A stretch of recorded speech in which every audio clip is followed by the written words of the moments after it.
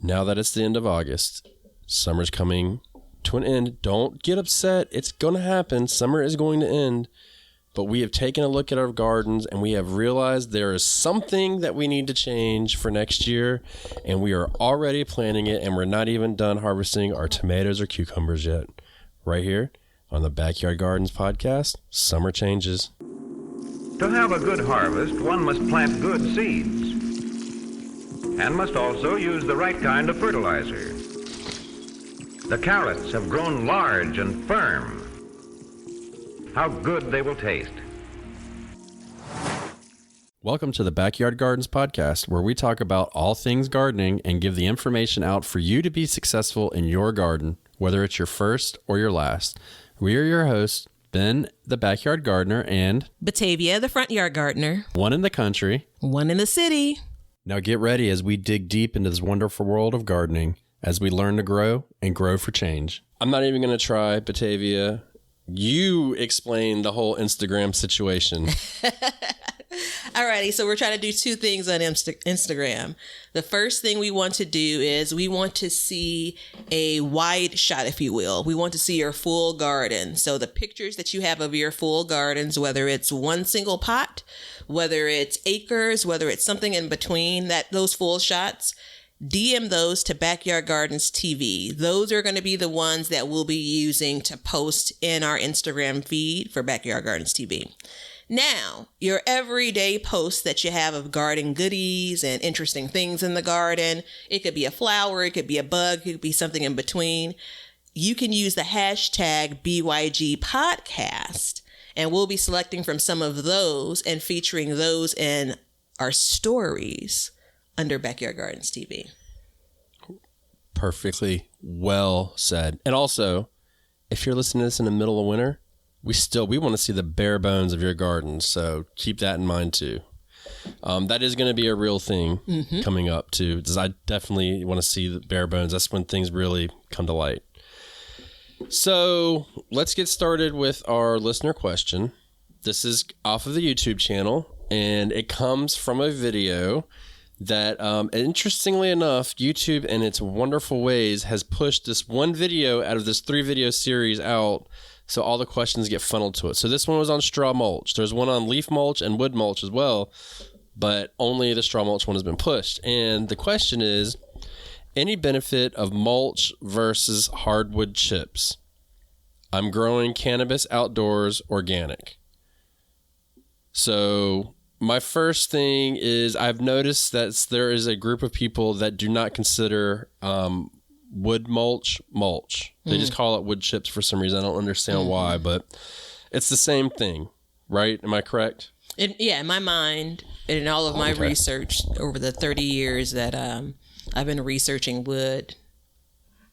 Wait. Sorry. Wood. I've been researching wood. That's weird. Yeah, I know. I caught it, but it was already out there, and yeah. Yeah, and there's so many things I could say, but this is a family-ish show, so hence on the ish. So what is your thought process on this? So the episode was around straw, so let's just take a step and say that maybe this person was saying, as opposed to straw mulch, hardwood chips. So to confirm again, I believe wood chips, it's mulch, period, right? I do know, and I've seen the difference between kind of how thick wood chips are. Like, so there's the fine dusting of wood chips versus the hard, like bigger pieces. And the difference would be the hard pieces are going to break down. It's going to take less time to break down. Even the second time I couldn't get this right. It's going to take less time to break down. And so that means that if you're using it just for the purpose of, combating weeds, managing moisture, then you'll be in a good place in my mind, because you don't have to replace it as often, right? So if you're using it somehow, some way to perhaps infuse something into your soil, if you want it to break down, then you probably it won't happen as often. I'm okay with using hard wood chips as long as you don't have to worry about things like roly-polies and pill bugs. Roly-polies and pill bugs. Yeah, Here we they're go. the same thing, but I know people call them different I things. know look, they're always going to be roly-polies in my mind ever since I was 3 years old, and it stays that way. My son doesn't look at me and go, I like that pill bug, Daddy, but that's a different story. So my only issue with wood chips would be, and this doesn't go, so what I'm about to say applies for cannabis, but it also applies for lettuce, collards, kale, Brussels sprouts. You go down the line, and you'll see why I picked these is cannabis, you harvest the bud, the leaves produce the bud. So the bud is basically a flower, which is what it is. So you need the nitrogen, and the first year you put wood mulch down, it robs the nitrogen from the soil. Second year, it adds it. But if you're trying to grow cannabis and get something like that, then you definitely want to have that nitrogen in there. So you can use the wood mulch, but you would just have to add nitrogen to it. I prefer to use hay, straw. That's what I use in my garden. I like the look of it. I like the fact that it breaks down quickly. I like the fact that I laid it earlier this year and then I had to relay it because it broke down already. So that's it's adding to the soil as we speak versus the wood chips, as you know, they take a while to break down. Yeah, I was just digging up. There are two spaces. It's 2x4 spaces, really small. They sit in between the beds inside of the cage baby. And I was just raking up the wood chips in those spaces because I'm going to plant in them, probably for the fall, but definitely for next spring. And I was going back and I remember putting cardboard there as a layer and then the wood chips, and the cardboard doesn't even exist anymore. Like that completely broke down. But the wood chips were easier to dig out. One, the space is smaller, but two, because a lot of them had broken down. So while it's a pain in the butt, and that's one of the big reasons why I'm not as big of a fan of wood chips anymore, is because of the way that I mend my beds. It's really hard to get clear of them, if you will. Right. But a lot of them have broken down already. So I guess I have some nitrogen-rich soil. Yeah, you probably do. I mean, yeah. I've read they did a bunch of studies on it, and the second year it was a big boost. I mean, it was definitely well worth it. It's just that first year was rough. And cannabis, it's very dependent on getting that nitrogen. One other note when it comes to wood chips and anything, and just keep an eye on this. You'll notice this in your daily garden walks because you guys are still doing them, I know. Anytime you have this additional layer of something, you want to make sure you're watching what's crawling in or out of that, right? So low-hanging plants, no pun intended, you named all of those leafy greens, and I thought you were naming them because of how low those leaves can sit.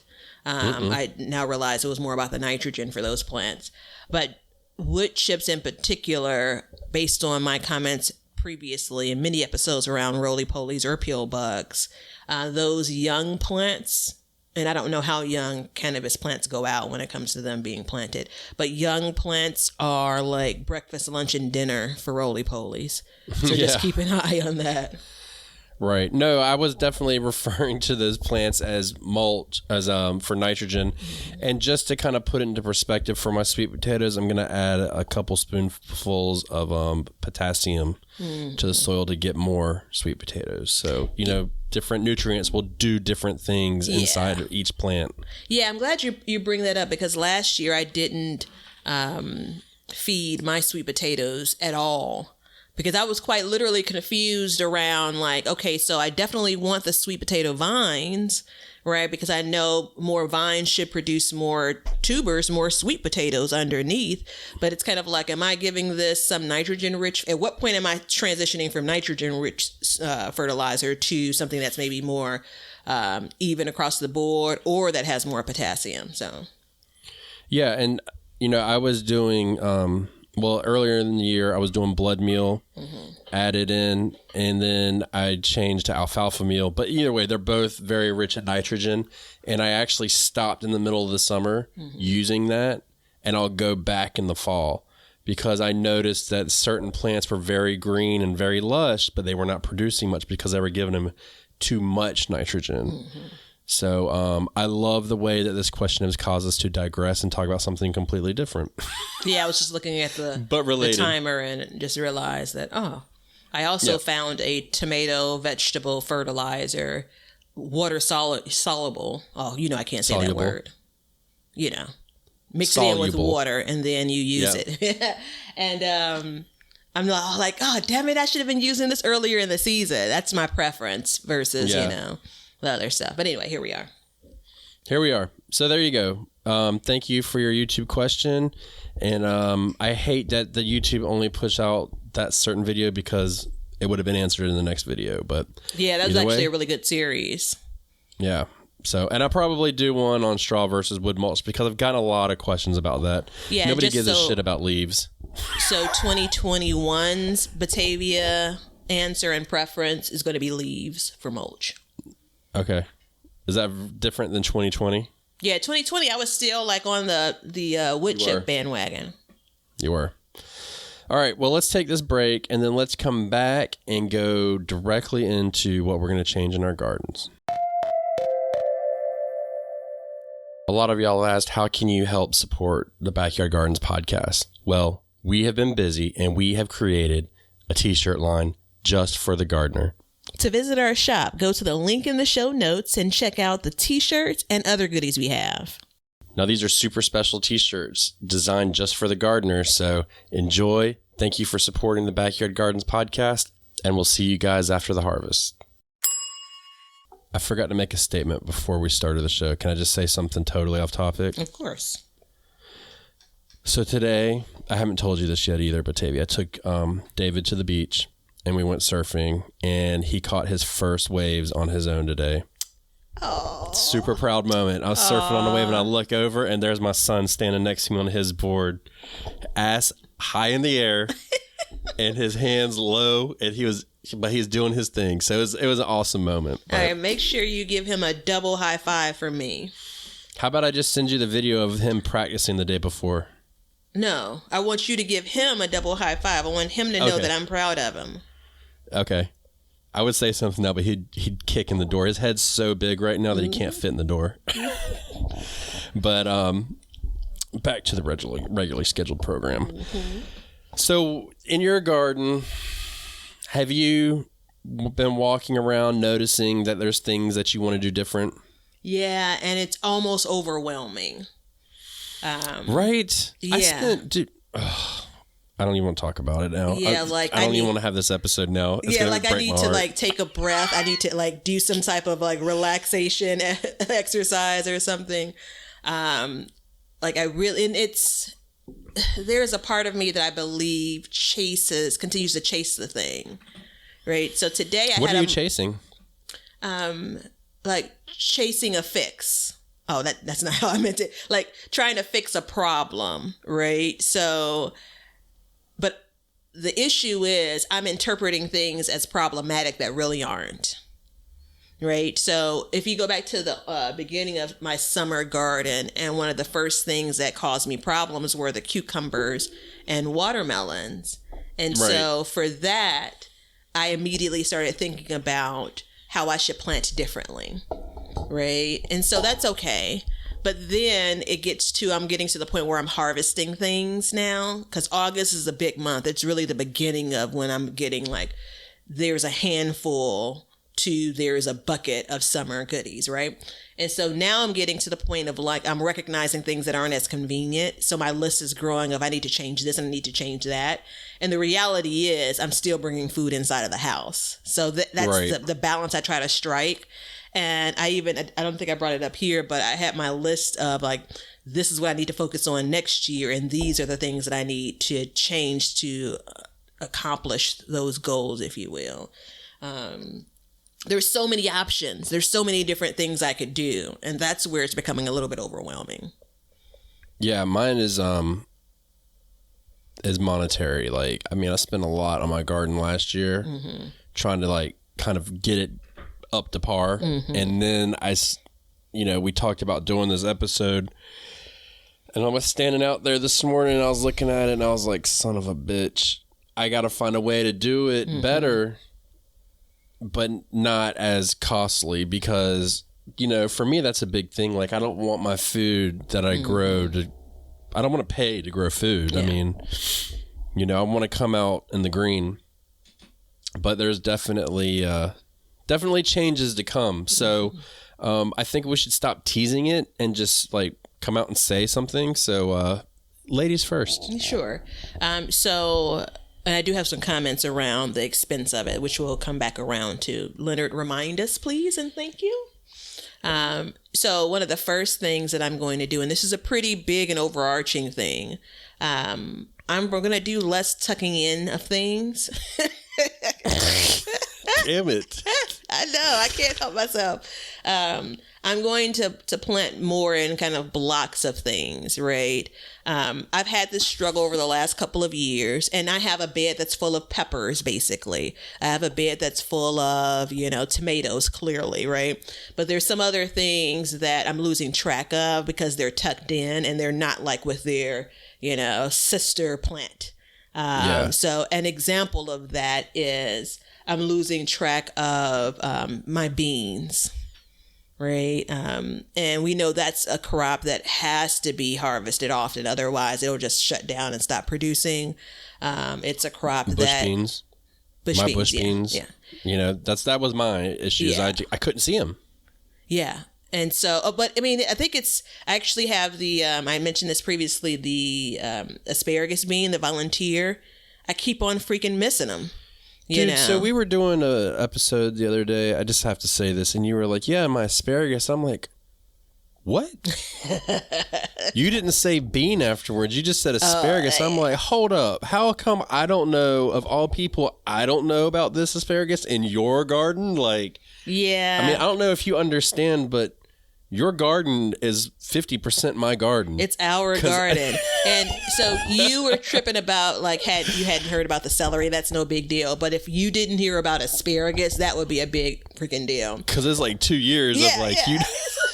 So it's an asparagus bean, also known as a yard-long bean. So anyway. Oh, those are the same thing. Yeah, it's the same. It's two different names for the same thing. Oh, okay. Yeah. And so another note is if these beans get too large, then they're not as enjoyable as well. So we've talked about this, and I do think if you have to, tucking in, if it's about you don't want space to go to waste, I think it's a good idea to tuck this in, tuck that in.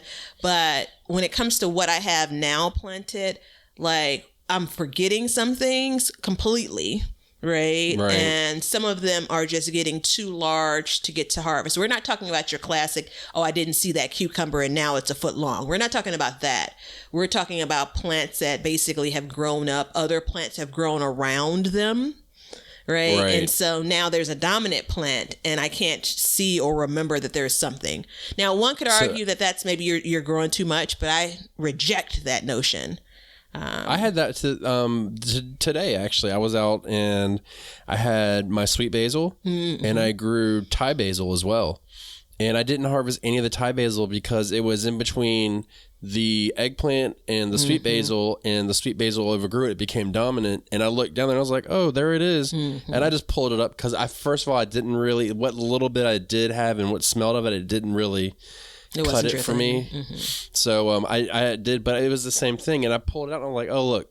And you know how I am with airflow, more airflow. Yeah. You know what I mean? So I was like, it was awesome. But yeah, I agree with you. Tucking in and stuff like that. That's a dangerous road.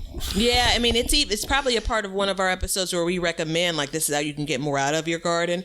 And I do definitely think that you can, right? Again, don't let space go to waste if you don't have to. But there's also something for leaving some space in the garden, leaving rooms for the angels to play. Isn't that the saying? Yep. But then there's also the idea of there are things that are planted that are taking something out of the soil that I'm not necessarily benefiting from because I'm not getting, the fruits of that labor. Right. So.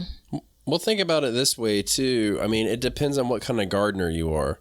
Are you going to be a really diligent and really pay attention to where you're putting stuff, or are you just kind of putting stuff out there and, oh yeah, we'll see if it grows, and just kind of walking around seeing stuff like that? I mean, I like to think that I'm a really diligent gardener, and I feel like I am, but there comes a point in the year where you just can't keep up. Yeah, there's a point in the garden season where the honeymoon is over. And so I am everything you want me to be in those early months. And then I'm like sitting on the couch in my drawers, and we're trying to figure out who's going to order dinner. Like at some point in the season, that's who I become. Yeah, we're not even doing dishes anymore. We're just throwing them out and buying new ones. We're eating out of the last takeout containers. Like, this is perfectly fine. Yeah. So I was looking at my garden this today, and I was thinking back to a conversation we had Friday, and I had done a series. I started my fall gardening series on YouTube, and Batavia asked me a question of why are you only focusing in the wild garden for that one episode? And I was, as I stood back today and I looked at it, I was like, you know what? Because this is the garden that I really need to focus on. This garden was 2 years ago, was a patch of woods, and now it is something that I've been trying to get up to par, and it's not. And this is like the year before, last year, I added garden beds, I replaced garden beds, I built new trellises, I put the cattle panel in. Like, I did a lot over there. And so now I feel like my focus needs to be here in this one area. And by me focusing in a simple block, I can do that. So I need to really, and I know everybody's like, of course you're doing this, is I'm going to be amending the soil really well because I have super sandy soil.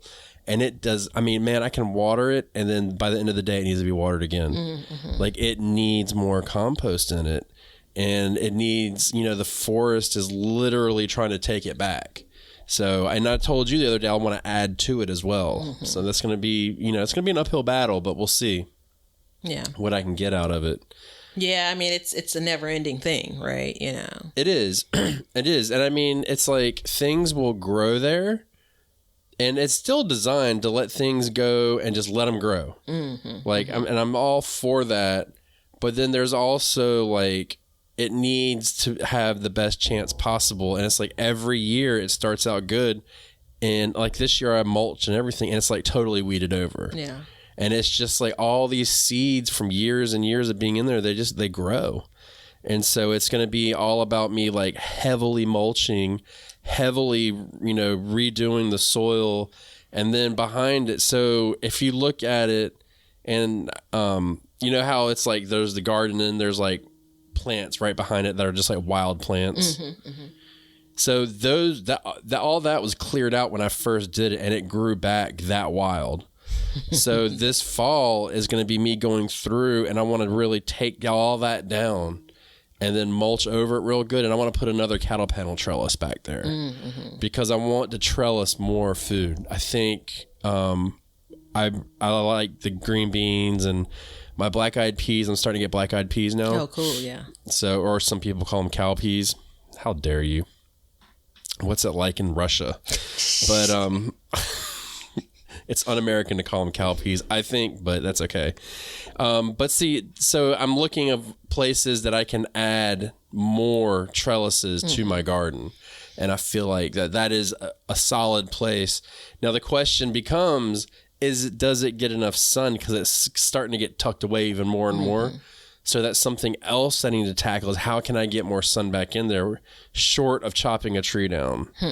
So, and I'm not above chopping a tree down because of my land, but I'll do what I'd rather not. Mm-hmm. Well, that actually is a good segue into my next one, which is planting the garden. Like, I have a limited amount of trellis space, and I have to be very diligent in what I'm going to use that trellis space for. So there, like a part of me growing bush beans as an example is because I didn't have to worry about trellising them. Right. And I'm going to do one of two things. Like, I have to make the decision between dedicating a space that bush beans will go to, or I'm going to have to put them on a trellis, right? Not bush beans on a trellis. I'm going to have to do your pole beans and put them on a trellis, right? Do that. Yeah, no. But that's the idea. But you get so much more, though. Well, I've grown them on a trellis 1 year. The first year for the front yard garden. And you're right, I did. And I felt like it was easier, I think, but I'm not certain. But either way, I have to, as a part of my summer garden plan, all right, these are the vegetables that need to be trellised. Which ones are you growing and how many of them?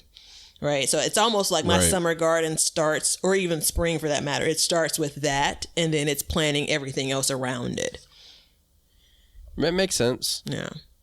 Yeah, that makes sense. I mean, that, well, first of all, I just think you should add more trellises, personally. It's like but it's easier said than done. Yeah, it's plan B. So I sometimes think about you when I look at my garden space, and I remember you mentioned on one episode right, you didn't want your because it's 50% yours, right?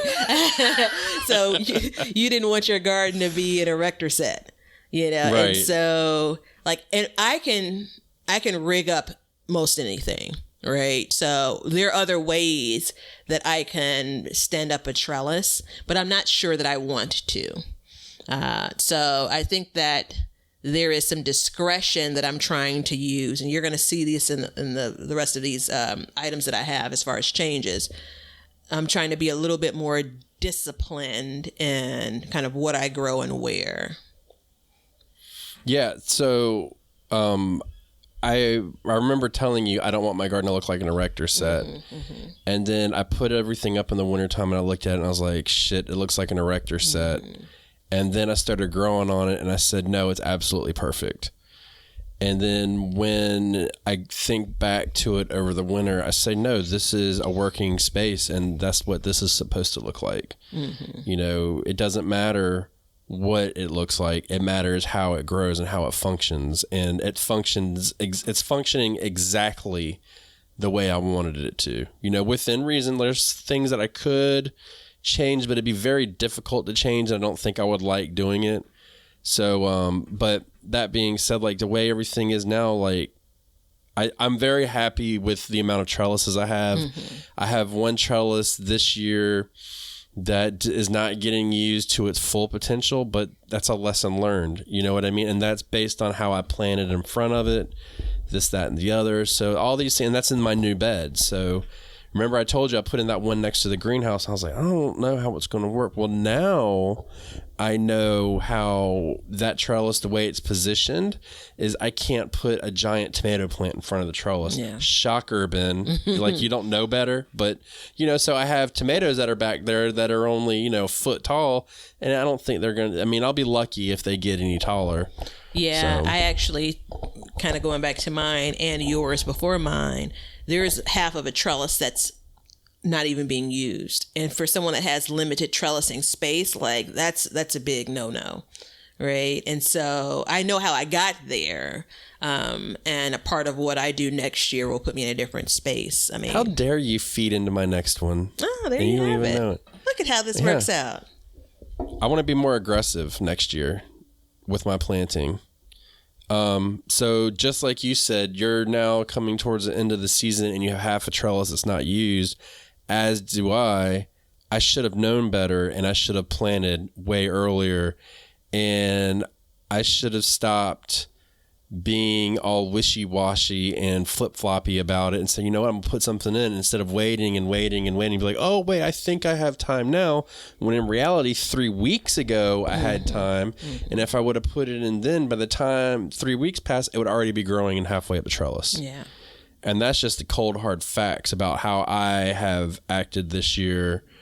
And there's, room for adjustment on that. Yeah. When you said it being more aggressive, in my mind, that translated into like planting more.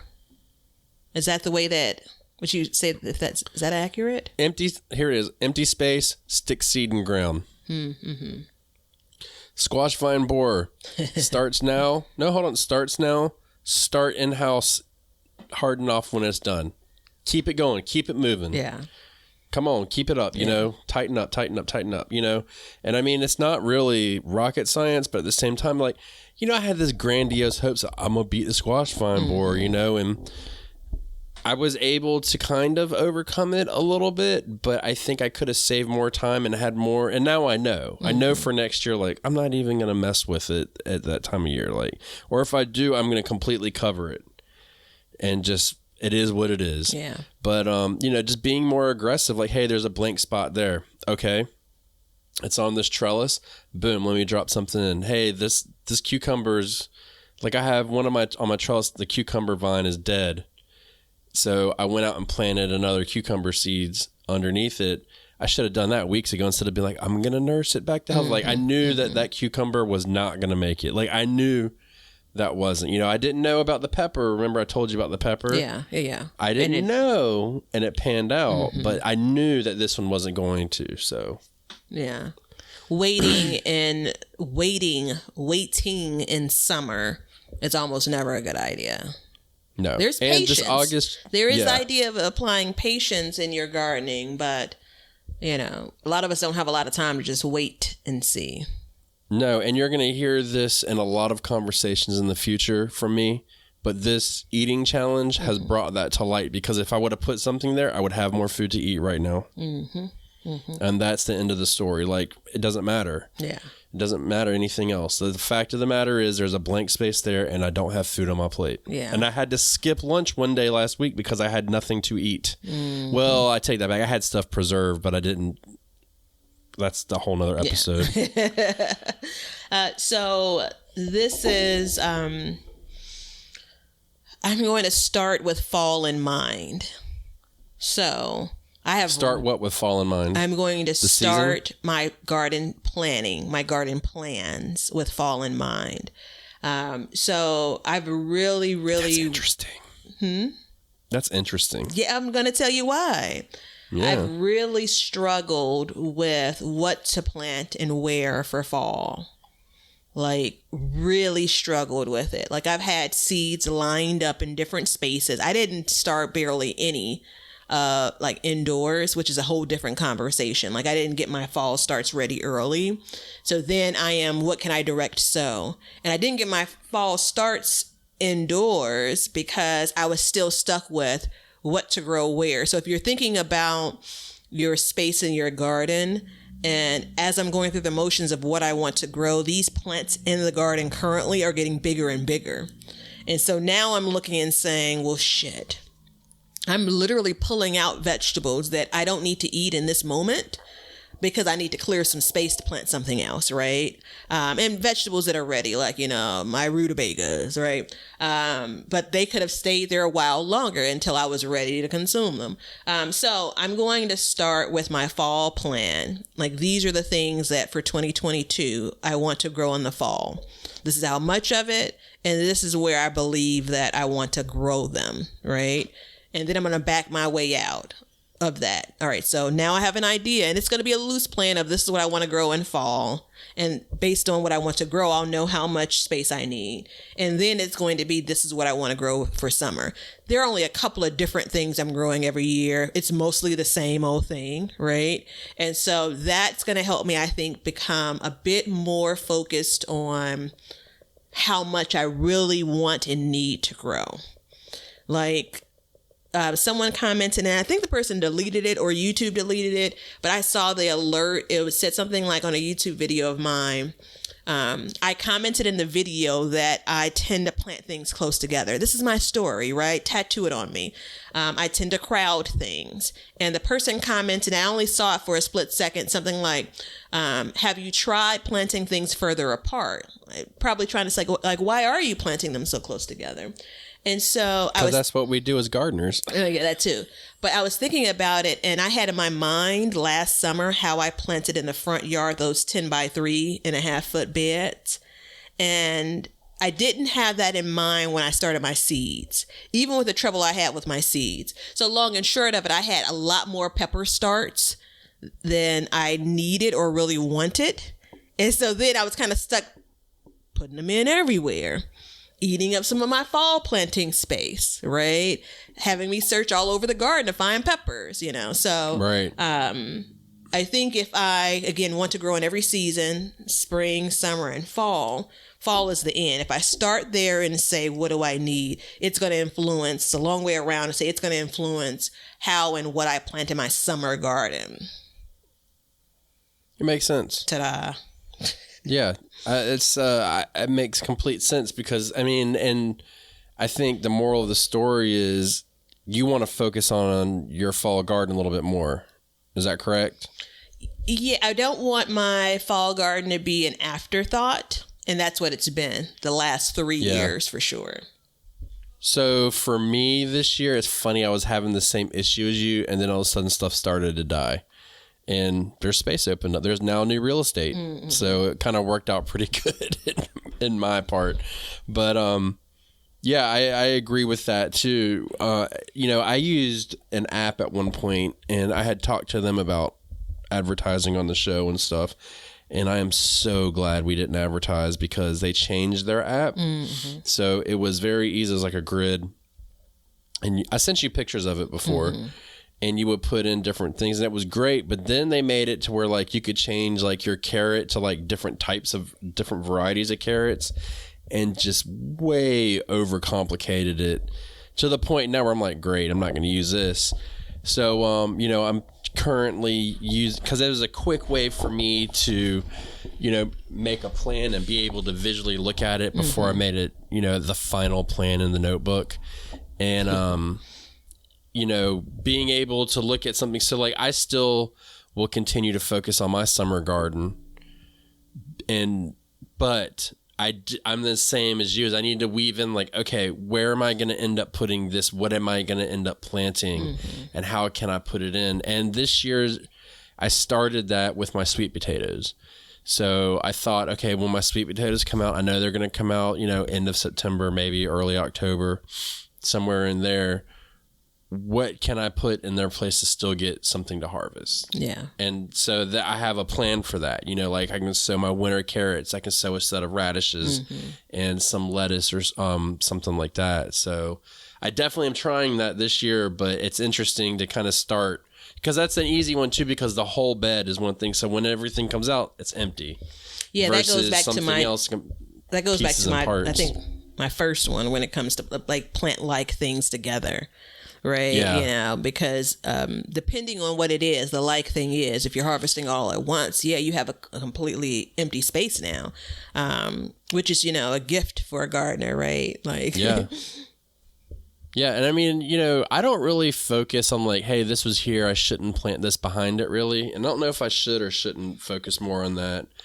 But I'm more worried about just space. I'm figuring like, what, I'll amend the soil. I'll put compost in and it'll take care of itself. Yeah, I definitely do worry about that. And I'm using worry loosely. I do consider that, especially for some plants like potatoes, because there are horror stories about what you've planted after potatoes, yada, yada, yada. And obviously, the nightshade family, they're the biggest bullies in the garden when it comes to don't plant this afterwards or... Well, everything's a nightshade. Yeah, no, that's the whole point, right? Like, what is it? I think brassicas and nightshades are the ones that give you the most trouble when it comes to this idea of friends and foes and rotating of crops and all of that good stuff. Yeah, and so that is one reason too why I want to restructure my garden, the wild garden, because I actually want to, I'm thinking about making that a solid place to continuously plant my tomatoes year after year. I would like to move them over there. We'll see how that goes, but that's a big part of it too. Yeah. And, I don't know how that's going to work because they get, like you said, they're bullies. They get big, they shade, they crowd. If I'm going to continuously do indeterminate, that is. Now, if I do determinate, it's not a big deal. They don't get super big. I haven't decided what I want to do yet. I know that my tomatoes probably have there's possibility that in about 10 days they could be gone forever because we have a storm that might be a brewing out there. Okay. But so by the time this airs, I might not have tomatoes anymore. But, it is what it is. A determinate variety? Yeah, they've been good. They've been slow lately. Yeah. But it's okay. All right, I think it's yours. For me, it's, I want to take my strawberries that I have let just grow wild in front of that garden bed, and I want to clean them up and give them some separation. So it goes back into that whole spacing thing that you brought up, is more spacing. So there needs to be a little bit more room in between them. I feel like I'll get a better harvest if that happens, and it'll be a little bit more under control. And if I dig them up correctly, I can kind of move them around and maybe make, squeeze in a little bit more into those areas. Okay. So that's my plan. If that happens, if it works that way, I don't know. But I've noticed that my strawberries, when I get them, they're smaller than I would like. Mm-hmm. And I'm thinking that it's because they're starting to overcrowd themselves. Mm-hmm. Does that make sense? It does. And so I think I'm just going to add on to yours and not go for it. Use it. But I've hinted at my strawberry bed just not being satisfying. And I'm going to spend some time researching it this fall. I need to make some decisions because it's just it's exactly that, not satisfying, right? It's like an empty bed, basically. It's one of the first producers of the spring, and then that's that. So I'm going to research what I can do to either improve the yield from those plants or make the decision. So this is the thing we talk about in every other episode, like make the decision to yank the plants. So I'll figure that out I guess, if I do anything, it would be in spring, so not necessarily summer, but it should start giving me fruit in summer if I do something to improve it. So I guess it does impact my summer garden. It bothers me because I basically don't eat strawberries during the summer because I'm waiting on the 3 that I'm going to get for my garden. And obviously that's space that isn't being utilized to its full potential. So there's that. And it's either going to stay there or either new strawberries are going to go in. I'm going to improve the strawberry plants that are already there, or I'm not going to grow strawberry plants or strawberries. So, and there's nothing that says you have to grow strawberries, Batavia. Yeah, no, absolutely not. I actually was thinking about fruit and fruit trees and bushes and things, and I'll need to hear from some people that are more local to me. I just don't know how much I should be really expecting from where I'm growing at. Dude, when I lived in Massachusetts, it got as cold as where you are. And, dude, raspberries everywhere. Blueberries, I mean, my neighbor had a raspberry bush that was 6 feet wide, full of raspberries. Yeah. So, and, that's a big...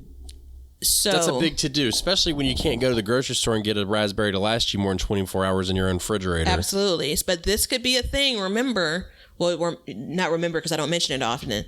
This strawberry bed, 4x4, is sitting on the concrete patio. For all I know, all of the nutrition that it needs is getting washed out with each watering. And I'm being a little bit extreme when I say each watering. But you and I both know that soil escapes from those beds that sit on the concrete patio. I get a ton of food from those beds that are out there. But strawberries may not be the thing. I don't know, but that's the whole point of me researching it because I just may not have it in the best place. And if there's anything that leads me to, and I don't know, I'll be able to find out definitively. If there's anything that leads me to believe that, then I have one more idea about where they're going to go. Because this is what I was saying in the last episode. I feel like I want to pound because I really wanted to come across to you, but to me also. There are a few different considerations. I have my strawberry bed covered because I don't have to worry about the squirrels getting to them. If I move those strawberries, and just use this as an example for anything that you're growing that you have to take some extra step for. If I move those strawberries, where am I going to be able to comfortably cover that bed, right? It may not be meant for me to grow strawberries. I'm going to have to live with that if it's the case. And that's okay. That's okay. It's there's nothing that says, and I feel like sometimes there's pressure for people that hey, if I don't grow this, if I don't grow a tomato this year, it's, it's not a real garden. And that's not necessarily true. If you struggled to grow something, you don't have to grow it. If you don't like something, you don't have to grow it. Agreed. So, and I think I couldn't agree more, but I will say for me, it's the cost. It's the upfront cost. I pay $2 for each of those plants. And so at this point, I'm chasing, I haven't gotten well, maybe I have. At some point, I'm thinking I have to continue to chase these strawberries because this was a real investment. This wasn't a, one tomato seedling that I bought from Home Depot. This wasn't one package of seeds. I don't know what's the math. That's $60-$70, right? So I could. If I had to cover them, I would throw them out. There's no way. If I had to cover them, I would get rid of them. Well, that's because you don't like to do things like cover. No, that's not why. The reason why is because it's for such a little time to harvest and a little bit of enjoyment and all that effort to keep them covered and have that just kind of clunky in the garden for that, it's just not worth it to me. I will cover something if I have, like I'm going to have to do something with the zucchini next year. So I'll cover it. I got the fabric to cover it this year. I just decided not to use it. Like I'm going to cover it, but I will get a lot more. Like I cover it for 6 weeks and I get pounds of food off of it versus I cover the strawberries and I get what? A pint of strawberries maybe? Did you see I don't know how much. You see the wheels turning? I didn't know if you were like secretly rolling your eyes at me or if you were like, no, there's something going on. No, I was looking up at the thought that was in my head, the little thought bubble. I was just thinking about, that could be a space to cover zucchini if I planted it next year. And I know I'm not committing to planting zucchini again or squash, and I'm not committing to covering it because I'm damn sure not committing to hand pollination. But I think that's an excellent point when it comes to all of the efforts that will go into, have gone into, would continue to go into if I stick with the strawberries. And it becomes a very high maintenance space. And it's actually a really, really good topic. And I'm going to pull it back in just a second. You're not getting what you thought you would get, right? And how long do you keep up the chase? And then how long is it before you just say, okay, fine, I'm going to move on? I mean, it's the only example I have at the top of my head is the strawberries, right? So I made the investment, more money than you would normally spend, but the idea of because they're perennial, right? So it's like buying a bunch of, herbs that may come back, right? I can pay a little bit more for them because they're going to return. But when they don't in the same way that you want them to, how many years is too many, I guess is the bottom line. So for me, it's not when they don't return. It's when they don't. Well, it's that and how much of that valuable space are they taking up? Because if you were a farmer, you would you'd pull that out a long time ago. It would be gone. Yeah. My neighbor's blueberry bush is year 2 and it hasn't produced blueberries yet. And I mean, for her, it's fine. I'm sure she'd want blueberries. And we've talked about this very briefly. It's how much you have to plant to get what you want. And at this point, I don't feel like my strawberries are, and I don't want to, insert whatever plant is like this for you. So it ain't all about the strawberries, but the strawberries aren't, that's the only thing I haven't overcrowded, right? They have a good spacing. The plants always look healthy. They're just not given a lot. And who knows? It could be the type of the ever-bearing is what I'm growing. Who knows? That goes back to the idea of researching it, determining if I'm going to stick with it, or if I'm going to move on. So I'm resting my case there. And that's going to be my one because I went so long on it. No, that's fine. So, and I think honestly at this point, the important, I think the lesson to be had out of this episode here is we're always kind of moving forward in our gardens and thinking about stuff that needs to be changed, things we don't like. There's key times in which you sit back and you look at this. And for me, it's now, at the end of each season, we turn around and we look at these things and we say, what can we change? Mm-hmm. What's going to be different? And you know what? Next summer, it's going to be the same thing. There's going to be something else that changes. You're never going to have that perfect garden. You might get, I've got a bed now that I'm like, I can keep this bed the same way and keep it going. And that's fine. But we're always going to be making changes. And so it's important to do your diligence and keep a watchful eye. And just because something doesn't produce, doesn't mean oh, I can't grow it. But understand why it's not producing if you can. Mm-hmm. I think that's really important because then you might be able to just tweak something and get that to change. Mm-hmm. Wouldn't you think? Yeah. That's my hope. And I think it's worth the while. I'll be honest though, if I bought those blueberry plants a couple of years ago, paid for them, paid for shipping and all that crap. And I pulled them and I moved on. Right. And I knew why I struggled with them based on the way I planted them and all of that good stuff. Perennial plants, vegetable plants are in conflict with the way that I like to garden, right? It takes a long time for me, like even my lovely front yard flower bed with the intent of growing primarily perennials.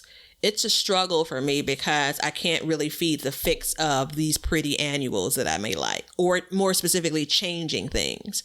And so while it's a lot of work, I actually enjoy having the ability to change things in my vegetable and garden, right? And anything that I plant there that's perennial, I'm kind of stuck with it. So I kind of come in, I'm like, I come in and there's a bit, I despise the strawberry plants because I can't be moving you every year and all that stuff. So anyway. I am the total opposite. I love the fact that I don't have to move my strawberries in that place. That spot is taken care of. My blueberries, same thing. Now I do have a question before we move on to the recipe is you were going to say something about the costs? So I have, this year is the year, so the last 4 years, I'd say, 18, 19, 20, 3 years, I've really invested monetarily into the garden, right? I've poured money into it. This year was the first year that I've reached the space, and this was a part of the plan, where I'm going to basically work within whatever I already have, right? We had one bed that was built based on some recycled landscape fabric or landscape timbers, but there was no like construction cost, if you will. And right now I'm looking at this knowing what I spent these previous years, and I am driven to get the most out of it. So that's the reason why I'm like, last year I had 1 or 2 beds that weren't planted, and I come into this year and I'm just like, well, no, I need to get these things planted, because it's almost like I don't have a calculator saying I'm breaking even now, but it's important for me to feel like I am getting value from a production perspective. Right. Right. So that was it, Yeah. I mean, for me, and for what I want to do, I'm thinking that it's going to cost me like $100. Now that I've finally figured out how to build trellises cheap and all this stuff. Like, I think I can manage it pretty well. So it's not going to be that big a deal, but I get, I want to get the maximum value out of everything too. And those beds that I replace, like, the reason why I spent a little bit more money and did what I did last year was so that I knew that I could get them for longer and make that money stretch. Yeah. And that's really important to me, is to make that money stretch, because I don't want, to have $100 tomato. I don't want that, and I don't have $100 tomatoes this year. So good for you. I'm happy with that. Yeah. I mean, that's a common thing. Yeah. I have one more before we go to the break, or better hurry. Today. So I don't do this ever, but I am going to, if not 2 years, the last 3 years, I'm actually going to make a list in what's probably going to be a notebook, and I'm going to write down the types of things that I've grown, so the varieties that I've grown, and I'm going to actually pen to paper, scratch out the things that I'm not interested in growing in next year. I have an idea every year of what I want to grow, and then I come across some interesting things, and so I fold in a couple of things that I'm curious about, like this different type of pepper or something, and then I try to figure out how to fit it all in, right? Like that's basically like how I come up with my garden plan. And this year I want to make sure that I'm very diligent in, these are the things that aren't going to make it on my 2022 list, period. And this is what's left, right? So then starting with that, I'm going to, again, determine kind of what makes it into 2022 and what doesn't, because there could be some of the keeps that still don't make it.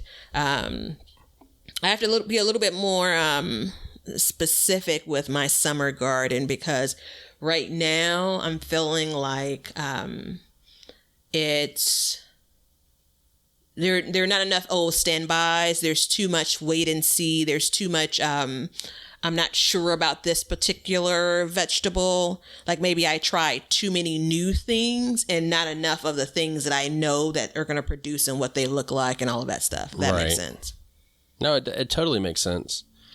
And I think there's something to be said, you know, for me, what I did for many years, and now I've kind of stepped out of my comfort zone and I'm going back into it, is I grew the same thing for a long time, but I got really good at growing those same things. And then now I've spent a couple of years, I've tried couple new things, and now I'm back, so I've said, okay, I like this, I don't like this, bring it back, go back to it, start, and so I think what I'm going to do is like an every other year schedule, probably, where like I'm going to add a lot of stuff, and each year just kind of get a little bit better and better at it. Yeah. And I mean, I think, growing those same things, it's just like I told you, we talked about the cucumbers, like those national pickling cucumbers. Like, I grew Boston pickling cucumbers for 10 years.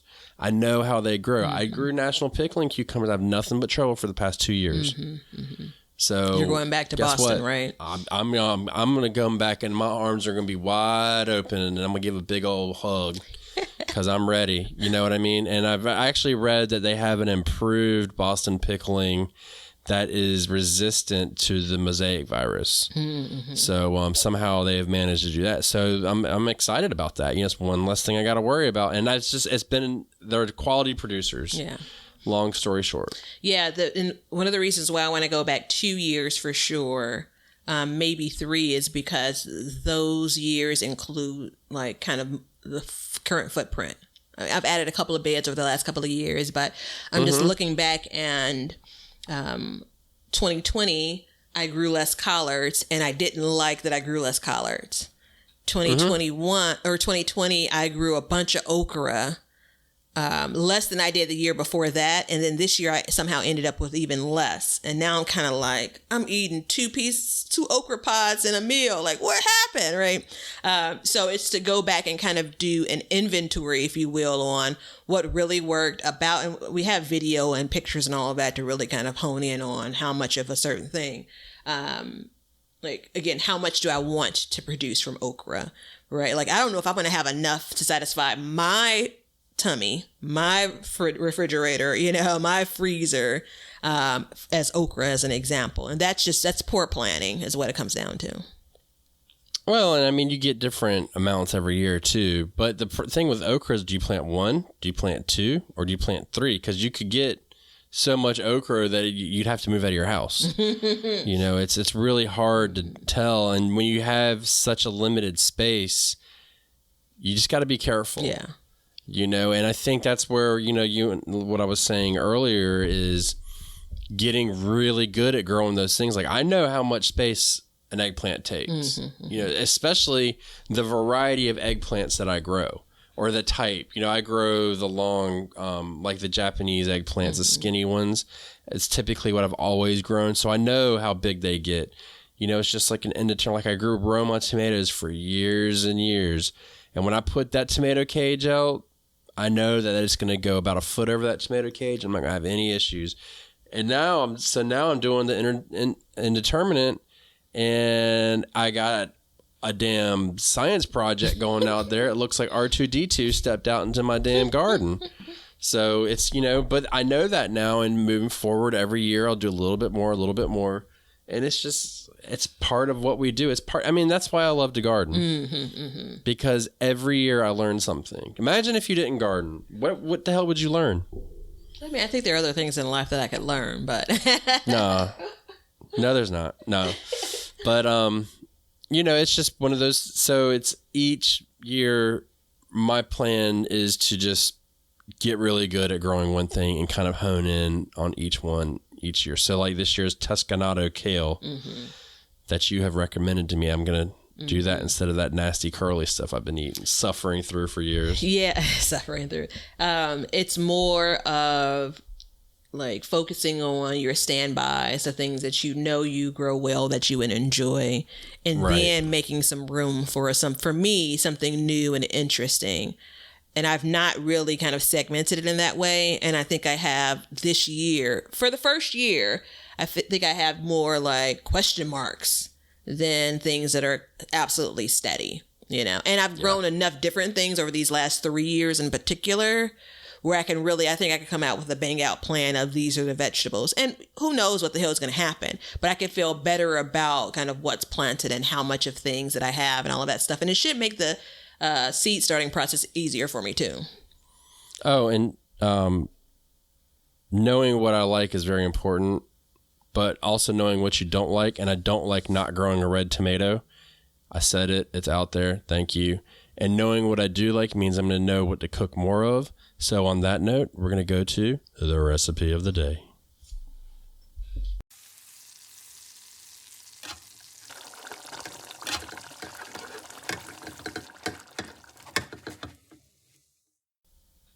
So this is our August challenge, and I cooked this today, and it was so good. I wanted to share it with everybody out there because it all came from my garden, every bit of it, except for the sesame oil that I used. So I used 1 Japanese eggplant, because this is only for me. Those again are the long skinny ones. 2 sweet peppers, 1 hot pepper, 2 small carrots. Go ahead, throw 3 in, doesn't matter. I was just being careful. 5 leaves of basil and a handful of fresh green beans. You put it all in the pan, get your oil to warm or, to whatever hot. I put in about a tablespoon or 2 of sesame oil. I added in the eggplant first. Then I put in the carrots and excuse me. And then I put in the hot pepper and I added in, you ready for the kicker? I forgot to say this one. Green cherry tomatoes. I just threw those in whole and let them cook.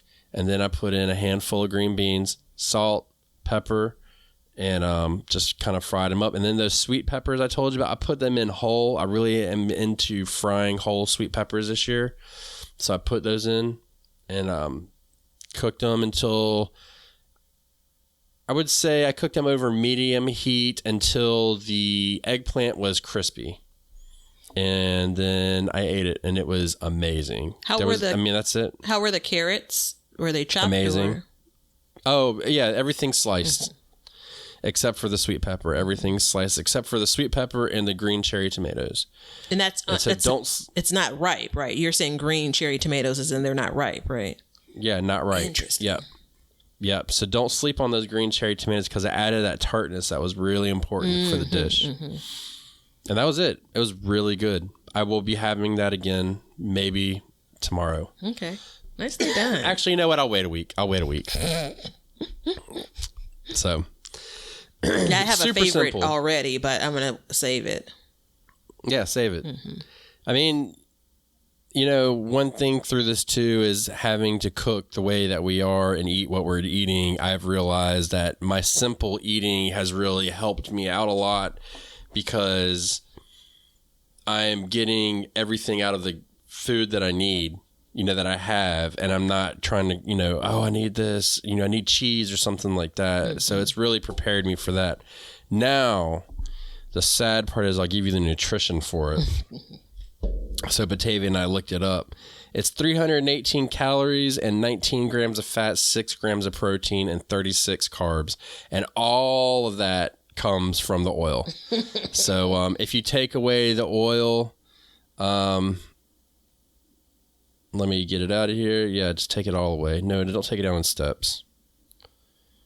You would get 158 calories, 36 carbs, and still your 6 grams of protein. So the only thing it did is it added all that fat to it, which, is important, but not 19 grams of it. But if it was me and it wasn't right now, I'd put some eggplant or some shrimp in it or something like that, or some tofu or shrimp. That would make it like a full meal, and maybe on a little bit of rice, like a half a cup of rice, and then you have a good power meal. But I don't have that option because I'm not growing rice plants, and I haven't been out fishing yet. Me and David are going fishing to try and have food for lunches next week. Okay. So I have to actually start making some of my calls for the final weekend of bartering I plan to do. I gotta cast that net. Yeah. I've cracked into the eggs a few times, but I've tried not to crack into them too hard.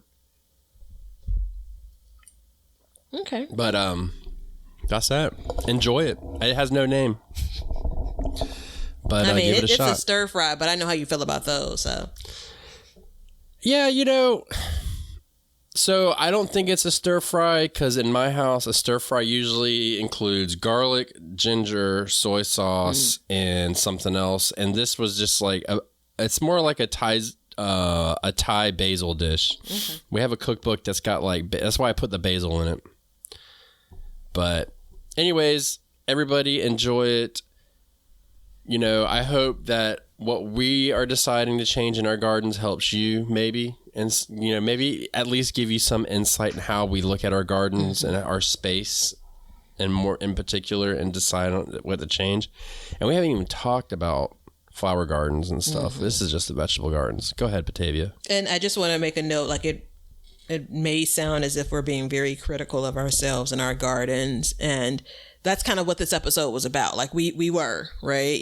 So we're looking in, there's a whole list of things that I won't change about my garden, my summer garden in particular. But my focus here, what we wanted to try to do is say, all right, we're in the moment. Let's see what we can learn from this moment and apply next year. So I want to say this. Do you think I care about how critical I am about my own garden? Because I'm a critical son of a bitch when it comes to my space. It's bad. Did you see when I spoke and I looked away? It was because I wasn't talking to you. I was talking to the listeners. One, I know you don't critical. care about being critical, and I know you don't care about being perceived as being critical. It's important though. It's important if you really, and I don't want to say you don't care about it, but like for me, I really care about my space, and it is important to kind of critique it and dig deep because my goal is to always improve. It's to get more and more out of this small space, and that's the only way you're going to do it. I mean, it's not just going to happen. You're not just going to wake up and have this huge garden. You've got to make it happen. Yeah, I think the reason why I shared that last bit, and this is important for folks that are listening, or at least for me it is, I never want, when we do this kind of show and we kind of talk about change and all of that, I never want it to come across as we're not grateful and we don't recognize how blessed we are with what we have been able to do and produce, right? And I know you feel the same way. And when I kind of think back on like the last hour, it's like, I want to see how I can do more or change this, or, I got too much okra one year and now, like, I don't want it to come across like that. Right. You're not. And instead I want it to be like, I'm continually trying to improve, and that's the way I roll. I think that our listeners will completely get that. But I think if you weren't a gardener and they listen to us, they'd be like, listen to these jerks. You got to be in the game to understand. I think that's just how it is. You got to be in the game.